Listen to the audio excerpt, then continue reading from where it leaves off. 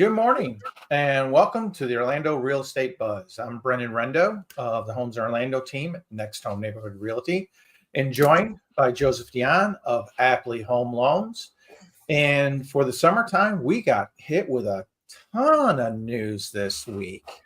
I like news. Yeah, it was fun. It's actually kind of trying to follow everything's been kind of nuts. But of course, we got Powell coming out yesterday. Holding rates. You got the GDP coming out. You've got pending home sales came out. You've got consumer confidence coming out as well, and then jobless claims today. So we have got a ton to talk about. So let's get started.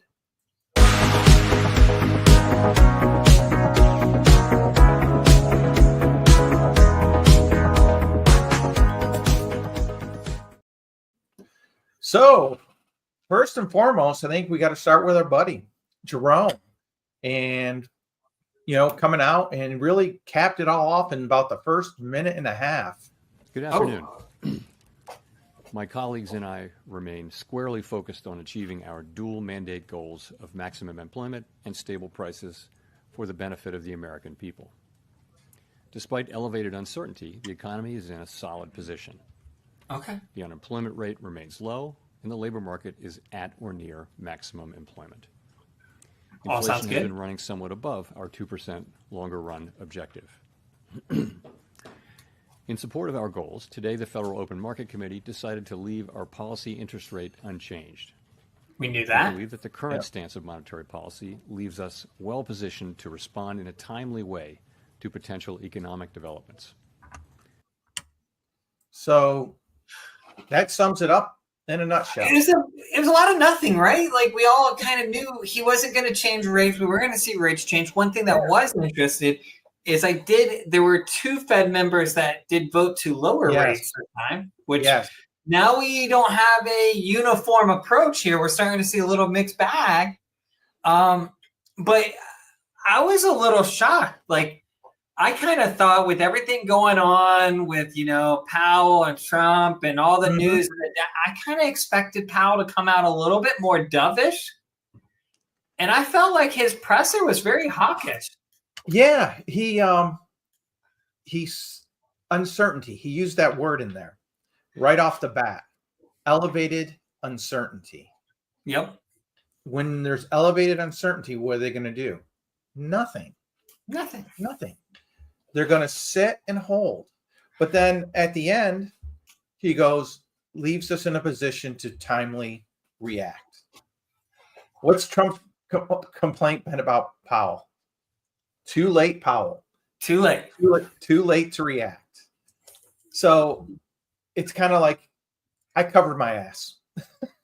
I have covered my ass both ways because again, if you watch, I think he was 46 minutes, something like that. He talked about the tariffs again. Still not sure about where the tariffs are going to go. Talked a little bit about GDP and how the tariffs affected the GDP of this quarter. Again, talking about the unemployment. When we look at the unemployment numbers here shortly, we're going to see that it's all kind of stabilized. So I really feel, I was looking at this and I really feel it's like we really are kind of in a neutral rate environment where if you got a 3% GDP, that's a pretty good GDP. I think there's a little bit of mixed bag with that GDP though. Yeah, there is. I mean, when we look at it, here's the GDP for the past several quarters. Last quarter we actually were negative, and that was really kind of due to the front loading of the tariffs. Because if you're importing, it brings down GDP. If you're exporting, GDP number goes up. That's really kind of how that affects that number. Which then that Q1 being negative, like being where it was, then made Q2, because this is quarter over quarter, right? So it makes that 3% growth for Q2 look much stronger than it probably was if you were to extrapolate over a longer period. Exactly. So because now you had all these people load up on their inventory Well, the inventory's starting to deplete. So what do they got to do? They got to manufacture. They got to build stuff. So what does it do? It gets a little extra boost. Some of those tariff deals have come in place, reduced, like we've seen that rates drop. So we've seen a little bit more opening in that, bringing in some goods and services. Like, and I would say, like, I think when I was looking at the numbers, we really, like, if you average Q1 and Q2, we're probably closer to like a 1% or 1.5. Yeah. And that's what he brought up is he brought up, yes, this quarter was good, but last quarter was crappy. And you average them out, we're only at, like you said, the 1.5, and at the 1.5, that's not great growth. That's not, real strong growth. So that's almost, like, that's very, I know it sounds silly, like it's growing, but it's very, anything under 2 is kind of almost like a stagnant growth. Mm-hmm. Mm-hmm. The one thing I did like seeing in the numbers was government spending actually has held pretty steady, very little growth in the government for both quarters. So, I mean, they're still overspending, but they're not continuing the growth that we saw during the Biden administration, where I mean, they just blew out. They were averaging like almost 2% growth in government spending during that time. Which, if I think about this, and I'm just, and I might be on a, if government spending, because government spending isn't good, right? Like, if the government was a household, they would be in a shit ton of trouble. But if you're spending this much more, like, and as long as it's at a lower percentage than our GDP growth, it actually over time actually is good. It's not great because we're still spending more than we have, but it's not, my big concern that I look at all of this is I just don't want the government spending at a higher rate than our GDP. Yeah. And I watched an interview with Secretary Bissett, and their whole goal is to outgrow the debt.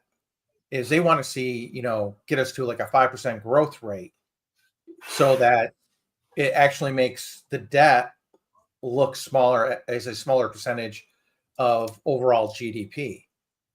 Because I believe the target's like 3%. Somewhere in that ballpark. But here's kind of, the problem that we're seeing. This, I'm a geek. I get the Treasury announcements on a daily basis. Okay. I'm on their mailing list. But here's the thing that they announced, just on the 28th, is that they're going to be borrowing from July to September, the final quarter of the government year, $1 trillion. So we're going to add another $1 trillion to the deficit. And then from October to December, they're expecting to borrow another almost $600 billion. They only upped the debt ceiling by $5 trillion. And they've just taken out, 30% of it right away? Yeah, I mean, like I said, we're not running as a great household, right? But I kind of feel like we've been borrowing at such a large rate for so long. But I kind of want to, like, you mentioned the 5% growth rate. Like, that's really ambitious. I know we had it, in like 2021, like, we averaged over a 5% GDP growth rate. Like, but historically outside of that, there's only been a couple other times that we've done that. What was it? We did it during, Reagan's term in the 80s. In the 60s, we did it with Kennedy and Johnson. And then, because want to spur an economy, have a war, World War II, I think we saw like the biggest annualized GDP growth rate, which was 10%. And I think,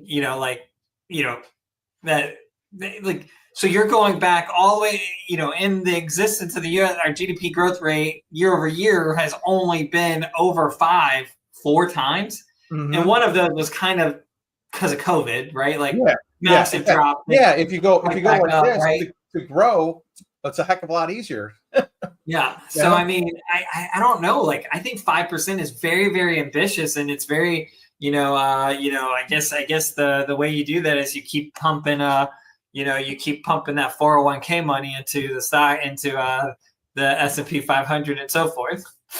Yeah, I mean that's really it. I mean, I like the trade deals that he's negotiating. I like those. I like seeing us pulling in revenue, from other countries, but it's like, okay, 5% of we're doing 5% of $30 trillion. That's our GDP right now, 30 trillion. So, what is that? We got to grow 6% or $6 trillion in a year. Is that about right? Yeah. No, that would be 20%, right? GDP growth. Yeah. So 5% would be what, 31.5 trillion over and above what we're already doing. Yeah. And you just said that we're just going to we're borrowing 1.6 trillion over the next 6 months. So that's not even going to beat if we do 5%, then we're not even beating the new debt we're issuing. Yeah. So we need to be at 6-7%. But here's the other problem: is what's that debt average going to be? It's going to be like 4.25%, somewhere in that ballpark. Yeah.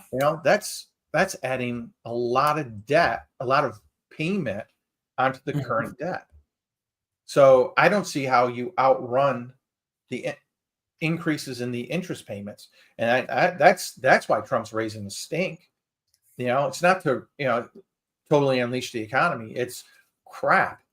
Yeah. This blows my whole budget out of whack because instead of getting that introductory rate on your credit card of 1.99% on everything you transferred, you're 19%. You're 21%. So it's just not in the ballpark of what we need. Yeah. And I'm thinking, as you think a lot about, I know Trump, as a business person and so forth, he's utilized the bankruptcy courts as a great opportunity to restructure, he's done it, he's known for. A lot of people say, oh, he's not a successful business person. Look at, he's filed for bankruptcy with blah, blah, blah. Well, he's using bankruptcy law to restructure debt, restructure this and that.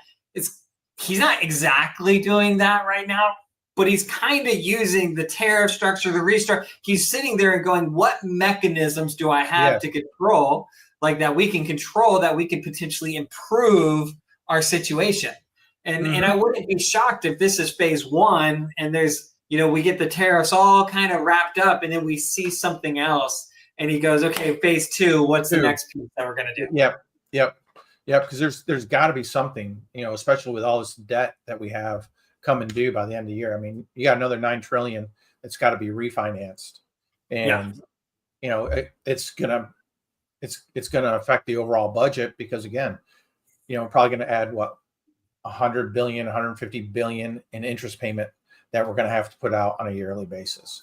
So I understand what he's trying to do. I don't know if he can do it. I just don't know. I'm going to have faith. Yeah, I hope so. I really like the Treasury Secretary. He explains it well, and you can see the wheels turning in his head. You know what I mean? Yeah. He's a very smart man. Very smart man. So, oops. And then, so what else did we get today? We got jobless claims, which pretty much stayed steady, 218 versus 217. No real movement there. The long term basically stayed about the same. Actually did.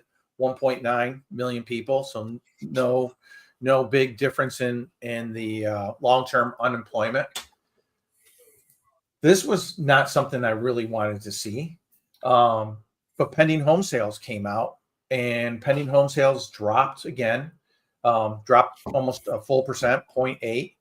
And the revised numbers right now is actually that we're going to have under 4 million homes sold this year. It had been about 4.2.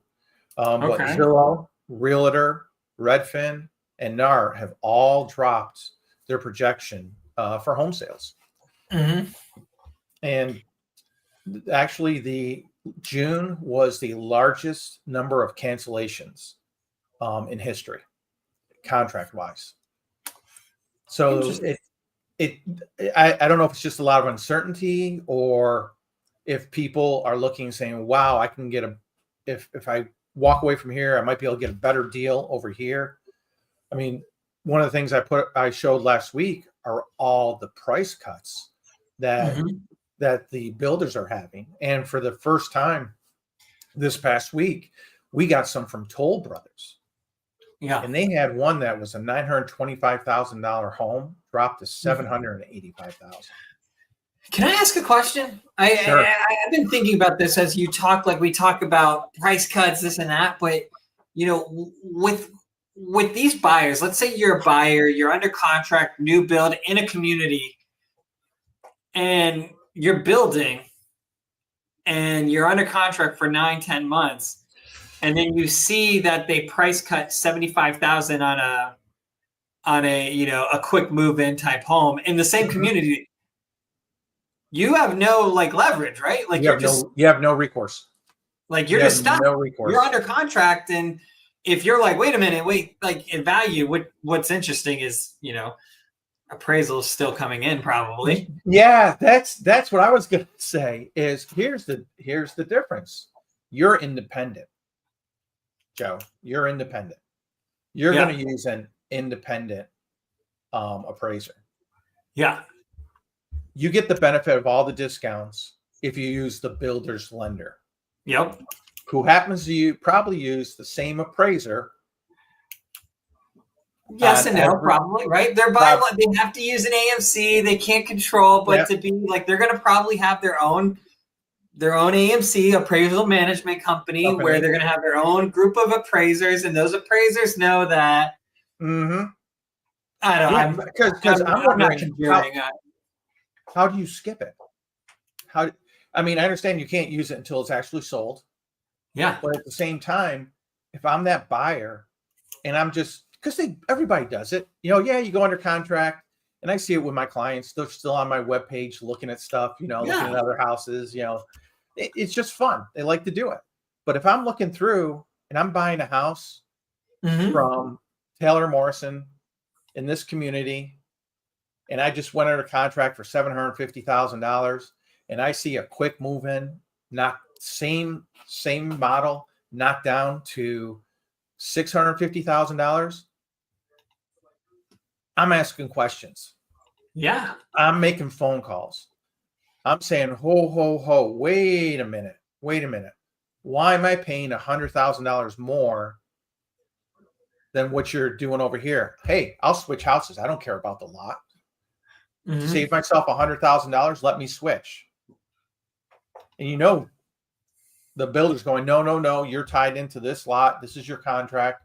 And you ever try to read a builder's contract front to back? Holy cow. I can tell you this, there's not one grain of protection for the buyer.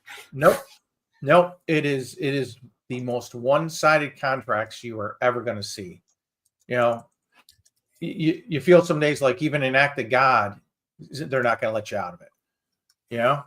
So that's the big question I have. And that's been my concern over the past year is all these communities that are being built up, people who bought 2 years ago having to sell. And this is where I was on a networking Zoom call, and a number of agents brought up the fact that they're seeing short sales, and all the short sales are people who purchased their homes 2, 3, 4 years ago. Those are the ones, everything's going short sale. One, because the appreciation's gone to nothing. And two, because inside the communities, builders have had to cut prices. So that's the difficulty that we're seeing, So we've got that. And then, consumer confidence is inching up a little bit. Do you feel it? I don't. Maybe just because things are stable, like in the sense of like we're not seeing massive swings in rates and stuff. Maybe I've seen it inch a little bit, but maybe, I don't know. Like, this was one of the numbers I wanted to go through back to the home buyers. Yeah, is the number of people looking, the Realtor Confidence Index shows a 4 to 6% year-over-year increase in home buyer and seller traffic. That kind of blew me away, because what it means is there's actually more people out looking. They're looking, but they're not pulling the trigger. Yeah. I read that and I'm like, really? I haven't seen. I haven't really seen an increase in traffic. I monitor my website, on a regular basis to look at traffic. July has been down, quite honestly, about 20% from June. Mm-hmm. And I don't feel that the traffic is up a whole lot, but I can understand people are looking, but they don't want to pull that trigger. Yep. Not at the current rates that we're sitting at. And that's just been kind of one that really kind of took me by surprise overall. Yeah, I can see that. Like, I think a lot of people held up, right? And it's like, all right, 2020, 2021, 2022 rates are going up. People pause. So now we're at a point where they're like, okay, rates never really went back down. Do I consider this is where the market's at? And then you kind of go, oh shit, can I afford that payment? Yeah. Language, right? Like, I think that's what you're kind of getting. Like, am I better off if I sell? Am I better off if I just stay? Like, I think most people moving right now, you have people doing the move up, or people that bought in a higher rate environment so that they don't care, right? But I think a lot of movements are necessity moves. Yeah. Right? Yeah. I've actually, I've got a couple rental listings, and I'd say probably 7 out of the 10 people who call are people transferring into Orlando, which really surprised me. Had North Carolina, California, New York, Pennsylvania. There were, several of them who were like, hey, we're going to be in town for like 2 days and we'd love to see the house. And you're like, oh, okay, yeah, we'll get it scheduled. We'll get it scheduled with you. The one I just leased, and it surprised me because, you're looking at a rental price of nearly $3,000. And none of them, and they're all like, no, I'm not ready to buy. No, not ready to buy. And you hear the hesitancy in their voice, that they're just not comfortable with the market yet. Yeah, I understand moving to a new place, maybe spend a year, learn where you like, what you don't like. But still, there's just no desire that, hey, if I felt the right house popped up, I would buy. It's no, I just want to look at rentals. Like, oh, okay. Interesting. Okay. So we get all that, and that really just kind of brings us into where our numbers are with Orlando, which, again, is just flatlined. If we were in a hospital, like, say we're dead. Here we are, 405 sales for the week. Actually a little less than the week before. Inventory has totally flattened out. We're not seeing a big increase at all. It's really kind of leveled out completely. Same thing with the condo market. Then we look here, we actually jumped up a little bit. Months of inventory. We were just over 5 last week. Now we're jumped to about 5.39 months. And you see the over $1 million, they've jumped to 8, almost 9 months, 8.85 months of inventory. Wow. And this I believe, I've got a couple spec builders at that price range. And he's getting nothing on 2 of his houses. One's at 1.2 and one's at like 1.6, and getting no traffic. And boy, am I glad I don't have the carrying costs on those. That is just something I would not want to do. But then I talked to another spec builder who I've got to do an inspection for him this week. He just finished up a couple duplexes, but he's going into College Park. And he's building one that's going to be $1.2, $1.3 million. Yeah. And I'm just like, why do you keep building these? They're just, the numbers just don't line up to jump on these. I understand you got, probably a 6 month, 9 month build with a house size that they're building. But I'm looking at these numbers going, no, thank you. I mean, they must. I mean, there's got to be some profitability, right? Like, yeah. I don't know if it's just people moving in, selling their houses. I'm trying to figure out where are those buyers coming from. Yeah. Because it's most of them are all move up. They're all move up. They've got one house and they're moving up to a bigger house. I'm just trying to figure out where exactly what market are they coming from. Then again, you see it, weekly sales really kind of flatlines. Yep. Same thing with our inventory. I mean, we're still up nearly 29% for the year, but really haven't seen a whole lot of new inventory hitting the market. And then same thing with the condos. Condos sitting at roughly 9 months worth of inventory. And your original to list, you're 93%. So there's plenty of room to negotiate in the condos. So the market in Orlando, just steady as can be, really no ups, no downs, just nice and steady, which is nice. But I'd like to see those numbers jump, maybe 100, 150 homes per week. I just think that would really, really make it. And I'm curious because I know we've been waiting for it, how Hometown Heroes might affect that coming up, because they did tighten again the employment requirements. We're back to strictly the firefighters, the nurses, public service. So, and I think it's going to tighten it. But I've got a couple of people who are, quite honestly, are sitting and waiting for that to finally get.